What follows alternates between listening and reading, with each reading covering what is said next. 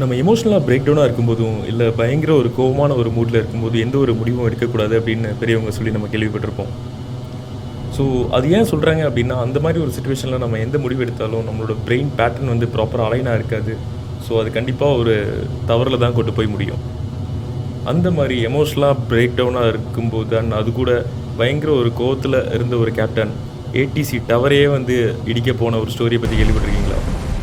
இது யூரோப்பில் இல்லை அமெரிக்காவில் நடக்கலைங்க. நம்ம பக்கத்து நாடான நேபாளில் நடந்த ஒரு கிராஷை பற்றி தான் இன்றைக்கி பார்க்க போகிறோம். Welcome to fly Tamizha.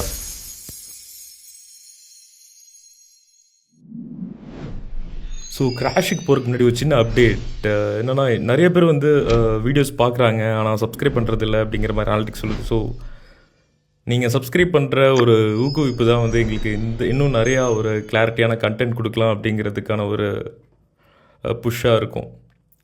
So kindly like, share and subscribe.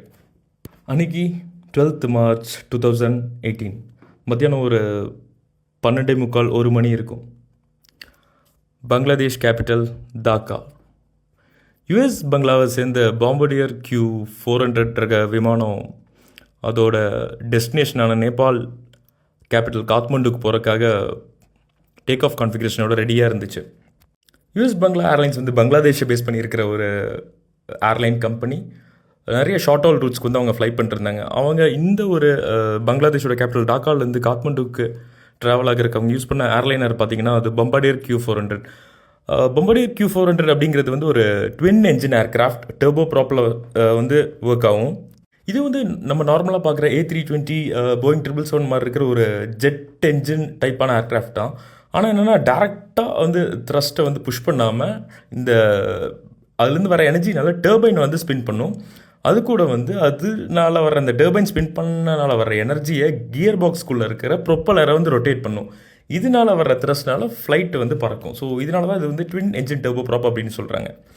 இதை இன்னும் ஸ்பெசிஃபிக்காக நம்ம தெரிஞ்சுக்கணுன்னா, நம்ம இண்டிகோ வந்து ஷார்ட் ஹால் ஃப்ளைட்ஸ்க்கு எல்லாமே வந்து இங்கே ஒரு twin engine turbo prop use பண்ணிருப்பாங்க. அது வந்து ATR 72 ரக விமானம். இந்த விமானம் எதுக்குன்னா ஒரு ஃபியூவல் எஃபிஷியன்ட்டுக்காகவும் சீக்கிரமே வந்து ட்ராவல் டைமுக்காகவும் அண்ட் ஒரு கம்மி ஆளுங்களை கூட்டிகிட்டு போகிறதுக்காகவும் வந்து யூஸ் பண்ணுறாங்க. அண்ட் இந்த ஃப்ளைட்டை ஃப்ளை பண்ண போகிறது வந்து 2 pilots, captain Abid Sultan and first officer Prithula Rashid. இதில் கேப்டன் பார்த்தீங்கன்னா ஒரு ஃபார்மர் பங்களாதேஷ் ஏர்ஃபோர்ஸ் பைலட். அவர் வந்து கிட்டத்தட்ட ஒரு 5000+ ஹவர்ஸ் வந்து ஃப்ளைங் எக்ஸ்பீரியன்ஸ் இருக்கிற ஒரு கேப்டன். இதில் அவரை பற்றி முக்கியமாக என்ன சொல்லி ஆகணும்னா, நிறையா தடவை வந்து சில அலிகேஷன்ஸ்னால ஏர்ஃபோர்ஸ்லேருந்து பங்களாதேஷ் ஏர்ஃபோர்ஸ்லேருந்து அவர் டிஸ்மிஸ் ஆகியிருந்தார். அண்ட் மறுபடியும் அவர் வந்து உள்ளே சேர்த்திருந்தார்.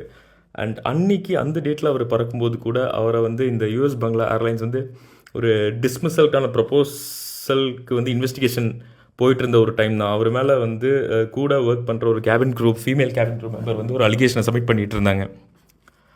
And first officer Prithula Rashid, இவங்க தான் வந்து யூஎஸ் பங்களாவோட ஃபஸ்ட்டு ஃபஸ்ட்டு ஃபீமேல் பைலட். இவங்க வந்து இந்த வகை ஏர்க்ராஃப்டில் வந்து கிட்டத்தட்ட ஒரு 600 to 700 ஹவர்ஸ் வந்து ஃப்ளை பண்ணியிருந்தாங்க. அண்ட் மோரோவர் அவங்க வந்து ஃபர்ஸ்ட் டைம் காத்மண்டு மாதிரி இருக்கிற ரிஸ்கி ஏர்போர்ட்டில் வந்து ஃபர்ஸ்ட் டைம் அவங்க லேண்ட் பண்ண போகிறாங்க. ஸோ இதில் கேப்டன் இந்த எக்ஸ்டெண்டட் ஹவர்ஸ் ஃப்ளைட் ஹவர்ஸ் வச்சுருந்தனால கேப்டன் வந்து அந்த யூஎஸ் பங்களாவில் ஒரு ட்ரைனிங் பைலட்டாகவும் இருந்திருக்காரு. அண்ட் இவங்க கூட வந்து கிட்டத்தட்ட ஒரு 67 passengers and 2 cabin crew travel பண்ணிகிட்டு இருந்தாங்க. அண்ட் பைலட் வந்து ஆல்ரெடி இந்த இன்வெஸ்டிகேஷனால் ஒரு எமோஷனலாக பிரேக் டவுனாக இருந்தனால அவர் வந்து அவரோட ஏடிசி கிட்ட கூட ஒரு பயங்கரமான ஒரு கோவத்தை தான் வந்து வெளிப்படுத்திகிட்டு இருந்தார். ஸோ இந்த மாதிரி ஒரு மூடில் இருந்த கேப்டன் வந்து அகெயின் அதே அந்த நம்ம ஃபர்ஸ்ட் ஆஃபீஸர் ரஷீத் கிட்ட திரும்பும்போது ரொம்ப காமான ஒரு டோனை மெயின்டைன் பண்ணிகிட்டு இருந்தார். இந்த மாதிரி ஒரு பைப்போலார் டிஸார்டர் இருக்கிற ஒரு பர்சனாக தான் கேப்டன் வந்து அன்னைய தேதிக்கு பிஹேவ் பண்ணிகிட்டு இருந்தார். ஸோ இந்த மாதிரி ஒரு சுச்சுவேஷனில் அரௌண்ட் லைக் 1:15 PM மத்தியானம் 1:15 மணிக்கு ஹஸ்ரத் ஷார்ஜால் இன்டர்நேஷ்னல் ஏர்போர்ட் டாக்காவிலேருந்து நம்ம யூஎஸ் பங்களா ஏர்லைன்ஸ் 211 நேபாள் தலைநகர் காத்மண்டுவை நோக்கி பறக்க தயாராச்சு. So initial take off and clearance ஒரு 22,000 feet போகிற வரைக்குமே வந்து ஒரு எந்த பிரச்சனையும் இல்லை, ஸ்மூத்தாக தான் ஃப்ளைட் ட்ராவல் ஆகிட்டு இருந்துச்சு. அண்ட் இப்போ நம்ம அரைவல் ஏர்போர்ட்டை பற்றி பார்க்கலாம். நேபாள். நேபாள் அப்படிங்கிறதே வந்து ஒரு ஒரு மலைகளால் சூழப்பட்ட ஒரு சின்ன நாடு தான். இங்கே வந்து இருக்கிற எந்த ஏர்போர்ட், லுக்லா ஏர்போர்ட்டாக இருந்தாலும், காத்மண்டுவாக இருந்தாலும் எல்லாமே வந்து ஒரு டேபிள் டாப் ஏர்போர்ட் மாதிரி எக்ஸ்பீரியன்ஸான கேப்டனால் மட்டும்தான் வந்து அங்கே லேண்டே பண்ண முடியும். ஏன் இது வந்து ரொம்ப ஒரு டேஞ்சரஸ் ஏர்போர்ட் அப்படின்னு சொல்கிறாங்கன்னா, அந்த நம்ம முன்னாடி இருந்த கிராஷ்லாம் பார்த்த மாதிரி ஒரு சின்ன ஸ்லிப் ஆனாலும் ரன்வே ஓவர் ஷூட் ஆகிட்டு கீழே வந்து பெரிய ஒரு பள்ளத்தாக்கு மாதிரி இருக்கிற ஒரு குழிக்குள்ளே தான் வந்து இந்த ஃப்ளைட்டு விழுந்தாகணும். அதே மாதிரி இதில் ஐஎஃப்ஆரில் நம்ம எங்கேயாவது மிஸ் பண்ணிட்டோம் அப்படின்னா ஒரு கோரவுன் போகிற கூட இங்கே சான்சஸ் இருக்காது. ஏன்னா பள்ளத்தாக்கு தான் முன்னாடியே இருக்கும். அந்த டேர்ன் ஆஃப் அவங்க பண்ணாலும் ஃப்ளைட்டை திருப்புறக்குமே வந்து ஒரு கோரவுன் பண்ணுறதுக்கு ரொம்ப ஒரு டிஃபிகல்ட்டாக இருக்கிறனால இந்த மாதிரி ஒரு ஏர்போர்ட்டில் கேப்டன் மட்டும்தான் லேண்ட் பண்ணும் அப்படிங்கிற ரூல்ஸ் வந்து இருந்துச்சு. இது கூட இல்லாமல் இந்த விண்டு வந்து எப்போது எந்த டைமில் எந்த சைடை நோக்கி ஒரு நார்த் சைட்லேருந்து இல்லை சவுத் சைட்லேருந்து அடிக்குது அப்படிங்கிறதே வந்து சொல்ல முடியாது. அண்டு காத்மண்டு ஏர்போர்ட்டில் வந்து ஒரு ரன்வே இருந்துச்சு 02 and 20.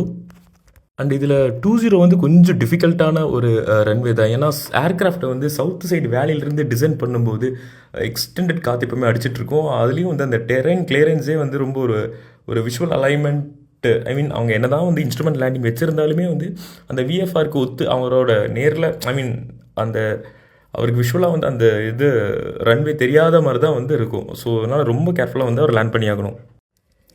And take off on உடனே கேப்டன் வந்து ஒரு அந்த கேபின் குரூப் கொடுத்த கம்ப்ளைண்ட்னால கோவமாக இருந்தனால வந்து அதை பற்றியே தான் வந்து ஃபஸ்ட் ஆஃபீஸர்கிட்ட பேசிட்டு இருந்திருந்தார்.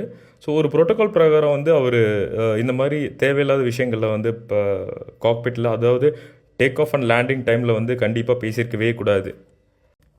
அண்டு இப்படி வந்து அவரோட அலிகேஷனை பற்றி அவர் குறை சொல்லிகிட்டு இருக்கும்போதே அவர் என்ன பண்ணுறாரு அப்படின்னா ஒரு சிகரெட் எடுத்து லைட் பண்ணுறாரு. அது வந்து கண்டிப்பாக ஒரு காக்பிட்டில் பண்ணக்கூடாத ஒரு விஷயம். ஸோ சிகரெட்டை எடுத்து லைட் பண்ணி ஸ்மோக் பண்ணிருக்காரு. இதை வந்து ஃபஸ்ட் ஆஃபீஸர் பிருத்லாம் வந்து எஸ்கலேட் பண்ணல. ஏன்னா இது வந்து அவங்களுக்கு காத்மண்டுக்கு ட்ராவல் ஆகிற ஒரு first flight and moreover captain வந்து ரொம்ப சீனியராக இருக்கிற கேப்டன் அப்படிங்கிறனால அவங்க எஸ்கலேட் பண்ணாமல் அப்படியே அவங்கள கேப்டனை பார்த்துட்டு மட்டும் இருந்தாங்க. அப்பவும் கேப்டன் வந்து ஃபஸ்ட் ஆஃபீஸர்கிட்ட திரும்பி உங்கள் ஃப்ரெண்டு லாமியா வந்து என் மேலே கம்ப்ளைண்ட் கொடுத்துருக்காங்க, அவங்க யார் அப்படிங்கிற மாதிரி அவங்கள ஒரு பாடி ஷேமிங் பண்ணுறதாகட்டும், அந்த மாதிரி ஒரு பயங்கர ஒரு எக்ஸ்டெண்டட் கோவமான ஒரு சுச்சுவேஷனில் தான் கேப்டன் இருந்தார். அண்டு ஜஸ்ட் ஆஃப்டர் ஒரு 1.5 மணி நேரம் கழிஞ்சு இவங்க ஃப்ளைட் வந்து காத்மண்டு கிட்ட நெருங்கிட்டு இருந்துச்சு. ஸோ நான் முன்னாடியே சொன்ன மாதிரி காத்மண்டு ஏர்போர்ட் அப்படிங்கிறது ரொம்ப ரிஸ்கியான ஏர்போர்ட்டு. ஃபுல் ஃபோக்கஸ்டாக இருக்கிற பைலட்ஸ்னாலே வந்து அவங்களே லேண்ட் பண்ணுறதுக்கு கஷ்டப்படுற ஒரு சுச்சுவேஷனில் வந்து இந்த மாதிரி ஒரு பைப்போலார் டைலமோவில் இருக்கிற ஒரு கேப்டன் அண்டு ஃபஸ்ட் டைம் இந்த மாதிரி ஒரு அப்ரோச்சை பண்ண போகிற ஃபஸ்ட் ஆஃபீஸர். ஸோ இந்த ஒரு என்விரான்மெண்ட் வந்து ரொம்ப பெரிய ஒரு தாக்கத்தை தான் கொடுக்க போகுது. இதுக்கு முன்னாடி வந்து அவங்க அப்ரோச் லேண்ட் பண்ணுறதுக்கு முன்னாடி அப்ரோச் ப்ரீஃபிங் பண்ணியிருக்கணும். பட் கேப்டன் இருந்த கோவத்தில் வந்து அவர் ஃபஸ்ட் ஆஃபீஸர் கூட இந்த அப்ரோச் ப்ரீஃபிங்கை பற்றி டிஸ்கஸ் பண்ணுறதும் கம்ப்ளீட்டாக அவாய்ட் பண்ணிட்டார்.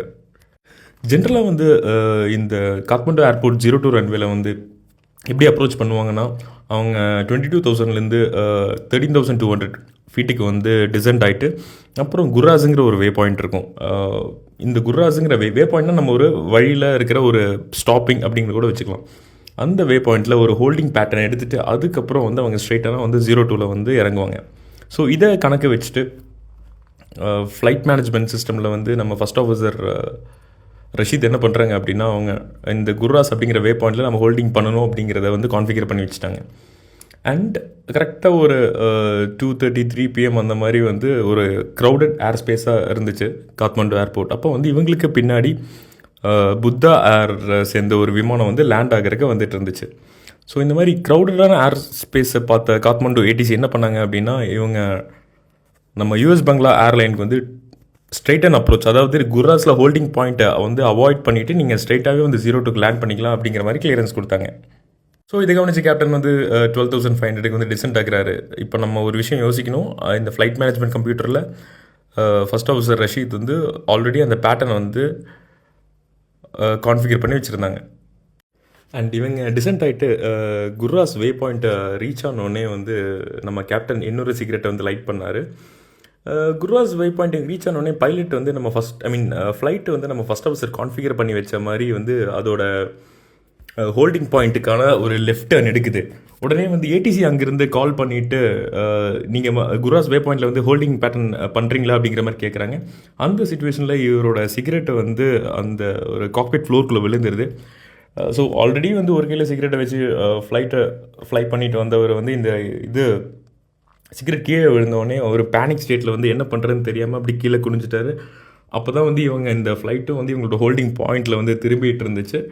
ஸோ ஒரு என்டையர் பேனிக் சுச்சுவேஷனில் வந்து இவர் ஃபர்ஸ்ட் ஆஃபீஸ் கிட்ட என்ன சொல்கிறாருன்னா, சிகரெட் அங்கே எங்கேயோ இருக்கான்னு பாருன்றாரு. இவரும் தேடிட்டு அதுக்கப்புறம் உடனே ஏடிசி கிட்ட இல்லை நாங்கள் வந்து ஹோல்டிங்லாம் பண்ணல, நீங்கள் சொன்ன மாதிரி நாங்கள் டேரெக்டாக வந்து அப்ரோச் தான் பண்ண போகிறோம் 02க்கு அப்படிங்கிற மாதிரி சொல்லிவிட்டு அந்த சிகரெட்டை கையில் எடுத்துகிட்டு இவர் வந்து எக்ஸ்ட்ரீம் ரைட் டேர்ன் பண்ணுறாரு. ஏன்னா ஏடிசி முன்னாடி இவங்க என்ன சொல்லியிருந்தாங்கன்னா, குராஸ் வே பாயிண்டில் வந்து நீங்கள் ஹோல்டிங் பண்ண வேணால் டேரெக்டாக லேண்ட் பண்ணுங்க அப்படிங்கிற மாதிரி தான் சொல்லியிருந்தாங்க. பட் அன்எக்ஸ்பெக்டடாக ஃபஸ்ட் ஆஃபீஸர் வந்து கான்ஃபிகர் பண்ணனால ஃப்ளைட்டு லெஃப்ட் சைட் திரும்பிச்சு.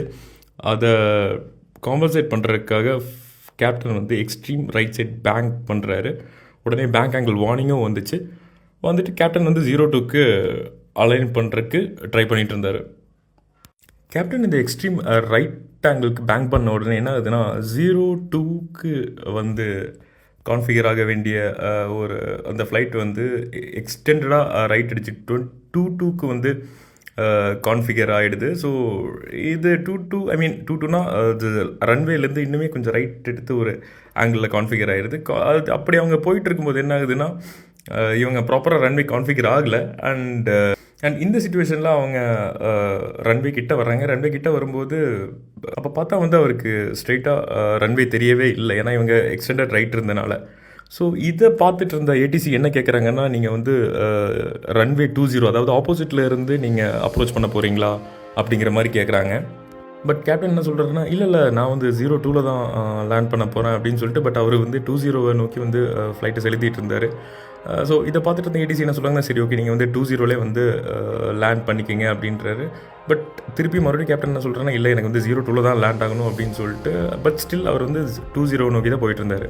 ஸோ இப்படி வந்து கேப்டன் ஒரு ஃபோர்ஸபுளாக 02ல் தான் லேண்ட் பண்ணுவேன் அப்படின்னு சொல்லிட்டு இருந்தனால ஏடிசி என்ன பண்ணுறாங்கன்னா, நீங்கள் ஃப்ளைட் அப்போ வந்து ஒரு டவுன்விண்ட் லெக், அதாவது ரைட் டர்ன் பண்ணிவிட்டு நீங்கள் டவுன்விண்ட் லெக் மூலியமாக 02 போயிட்டு அங்கேருந்து நீங்கள் அப்ரோச் ஸ்டார்ட் பண்ணுங்கள் அப்படிங்கிற மாதிரி சொல்கிறாங்க. இதில் ஒரு விஷயம் என்ன நோட் பண்ணோம் அப்படின்னா, நம்ம பைலட்ஸ் கேப்டனும் ஃபர்ஸ்ட் ஆஃபீஸரும் வந்து ரன்வே ஓவர் ஷூட் பண்ணதே வந்து அவங்களுக்கு தெரியல. அவங்க இன்னும் என்ன நினைக்கிறாங்கன்னா, ரன்வே வந்து இன்னும் அவங்களுக்கு ஒரு கொஞ்சம் தூரத்தில் வந்து அவங்களுக்கு தெரிய போகுது அப்படிங்கிற மாதிரி. ஸோ கேப்டன் வந்து ஃபர்ஸ்ட் ஆஃபீஸர்கிட்ட உங்களுக்கு எங்கேயாவது வந்து ரன்வே தெரியுதா அப்படிங்கிற மாதிரி கேட்குறாங்க. உடனே ஃபர்ஸ்ட் ஆஃபீஸர் வந்து இல்லை எனக்கு இன்னும் தெரியல அப்படின்னு சொல்லிவிட்டு அவங்க ரன்வே கிராஸ் பண்ணிகிட்டு இருக்கும்போது ஃபர்ஸ்ட் ஆஃபீஸர் உடனே சார் லெஃப்ட் சீட்டில் இருக்கிற இல்லை ரன்வே லெஃப்ட் சைடில் இருக்குது அப்படின்றாங்க. உடனே வந்து அவங்க கேப்டன் எக்ஸ்ட்ரீம் லெஃப்ட்டு பேங்க் பண்ணி ரன்வேல லேண்ட் பண்ணலாம் அப்படின்னு போகிறாங்க. உடனே இதை பார்த்த ஏடிசி வந்து என்ன பண்ணுறீங்க, அங்கே வந்து இன்னொரு ஃப்ளைட் அதாவது புத்தா ஏர் அப்படிங்கிற ஃப்ளைட் வந்து லேண்ட் பண்ணுறதுக்கு வந்துட்டுருக்கு, நீங்கள் கிராஷ் ஆகிடுவீங்க, உடனே டைவர்ட் பண்ணுங்கள் அப்படின்னு கேப்டன் கிட்ட சொல்கிறாங்க. இந்த கான்வர்சேஷன்லாம் பார்க்கும்போது நமக்கு தெரிஞ்சிருக்கும் எந்த அளவுக்கு ஒரு பேனிக்கான ஸ்டேட்டு, ஒரு எமோஷனலாக பேக்டவுன் ஆல்ரெடி இருந்த கேப்டன் அண்ட் பயங்கர கோவமாக இருந்தவர், அவரோட ஒரு மென்டல் இன்ஸ்டெபிலிட்டி வந்து எப்படி வந்து ஒர்க் ஆகுது அப்படிங்கிறது நம்மளுக்கு நல்லாவே தெரிஞ்சிருக்கும். பட் இந்த மாதிரி ஏடிசி சொன்னது எல்லாமே வந்து நம்ம கேப்டன் கேட்குற மாதிரி இல்லை. அவர் வந்து ஒரு இன்ஸ்டெபிலிட்டினால் மறுபடியும் வந்து இந்த புத்தா புத்தா ஃப்ளைட் வர அதே அந்த பாத்வேல தான் வந்து ஏர்க்ராஃப்டை செலுத்திட்டு இருந்தார். இதை பார்த்து ஏர் டிராஃபிக் கண்ட்ரோலர் வந்து பயங்கரமான ஒரு சத்தத்தில் கத்துறாங்க, சார் என்ன பண்ணுறீங்க, நீங்கள் ஒரு தப்பான விஷயம் பண்ணுறீங்க, இன்னொரு ஃப்ளைட் வந்துட்டு கிராஷ் ஆகிட போகுது அப்படிங்கிற மாதிரி. உடனே வந்து கேப்டன் என்ன பண்ணுறாருன்னா, ஏடிசி டவர்கிட்ட மோதுற மாதிரி டேரெக்டாக அந்த ஃப்ளைட்டை க்ராஸ் பண்ணி ஏடிசி டவரை இடிக்கிற மாதிரி போகிறாரு. ஒரு ஸ்லைட்டு மிஸ்ஸில் வந்து ஏடிசி டவரை ஸ்லிப் பண்ணிவிட்டு உடனே அவர் 02க்கு அதாவது ஆக்சுவல் லேண்டிங் பண்ண வேண்டிய ஒரு ரன்வேக்கு கான்ஃபிகர் பண்ணுற மாதிரி வந்து எக்ஸ்டெண்டராக லெஃப்ட் பேங்க் பண்ணி அந்த ரன்வே 02ல் வந்து ப்ராப்பராக கான்ஃபிகர் ஆகாமல் அங்கே இருந்த ஒரு கிளிஃபில் வந்து பயங்கரமாக போயிட்டு கிராஷ் பண்ணுற அந்த சுச்சுவேஷனில் வந்து சார் பாருங்கன்னு சொல்லும்போது கேப்டனுக்கு வந்து என்ன பண்ணுறதுன்னு தெரில. ஆல்ரெடி இருந்த ஒரு மென்டல் இன்ஸ்டெபிலிட்டினாலையும் பயங்கர ஒரு வெக்ஸ்னாலையும் அவர் என்னமோ லெஃப்ட் அண்ட் ரைட் பேன் பண்ணி ஒன்றும் பண்ண முடியாமல் அப்படி போயிட்டு கிளிஃபில் வந்து கிராஷ் பண்ணிடுறாரு. அண்டு ஃப்ளைட்டு கிராஷ் ஆன ஒரு 3 செகண்ட்லேயே வந்து இது எக்ஸ்டெண்டடாக தீ பிடிச்சி எரிய ஆரம்பிச்சிருச்சு. இந்த தீயில் வந்து கிட்டத்தட்ட 51 பேர் இறந்துட்டாங்க, which includes like 2 pilot 2 cabin crew. சேர்த்து 51 பேர் இறந்துட்டாங்க. இதில் வந்து பயங்கர இன்ஜுரிஸோட 20 பேர் வந்து சர்வைவ் ஆனாங்க.